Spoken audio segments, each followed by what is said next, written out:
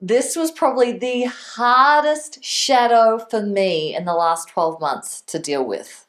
It just made my stomach crawl.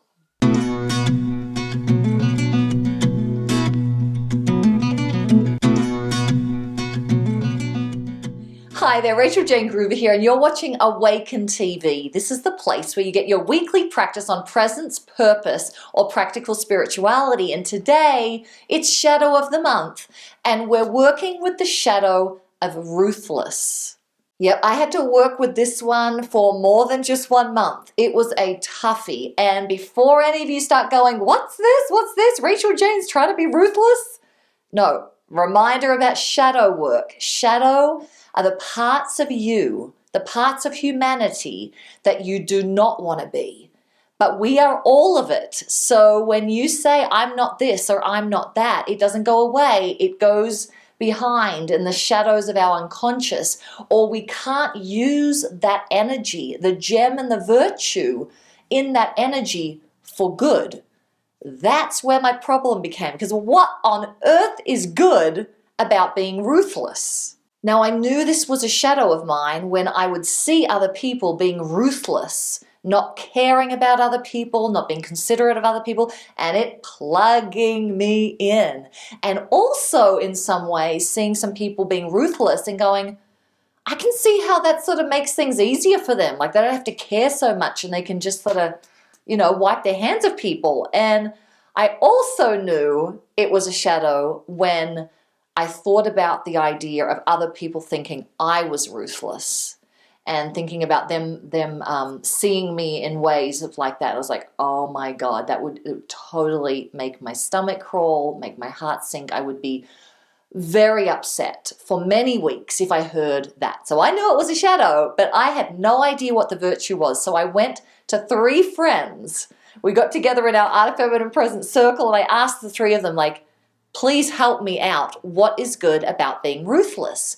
And they gave me 3 things that have changed everything. The first was boundaries. People who are ruthless have boundaries. They're not going to let other people, take over their time and their energy and all that's like, nope, that's how it is. I don't care. And so when you harness that as a good quality, I could start to feel the boundary that would happen if I could claim some of this energy. The second, I think, was the biggest, which was, when someone's ruthless, what they think, where they stand, right? They just like, that's where it is. You know where they stand. And so I've been having challenges over the last month, like wanting to be nice and wanting to be sweet, but that creates a disconnection or it creates some ambiguity. And that's not helpful in life and in business. And the third thing that they said was it saves time.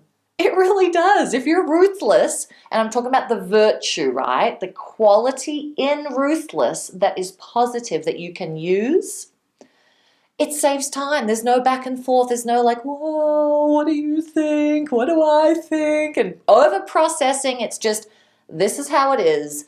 And it saves me and you probably a lot of time than trying to maneuver. I've got to be nice. I've got to be sweet. I've got to be considerate. And we want to be all of those things. But my guess, if you're following me and you watch Awaken TV, you've got plenty of nice, you've got plenty of sweet, you've got plenty of considerate. And we need to work on these dark shadows that are holding us back because we don't want other people to think we are, but it has a virtue in it that is going to make you manifest the thing that you have been trying to manifest for a long time. And now to resource of the week. There are actually two of my favorite all-time best books on shadow work. Maybe you've read both, maybe only one, maybe neither, but I would recommend getting them. If you know that shadow work is a huge part of the work you need to do going forward to manifest what you want. The first book is Debbie Ford's classic, The Dark Side of the Light Chasers. And the second is Andrew Harvey's book, The Hope. Both talk about shadow work in a very different way, give you some great exercises. You can go ahead and click on the link and that will send you over to buy their book. Amazing resources.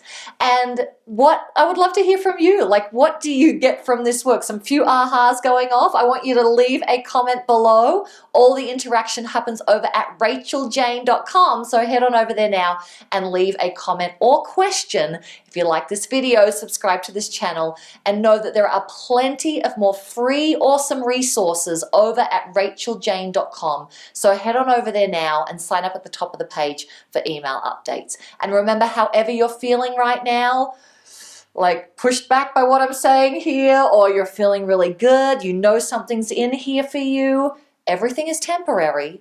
So just be as present as you can and enjoy each moment as much as you possibly can. Thanks so much again for watching, and we'll see you next week on Awaken TV.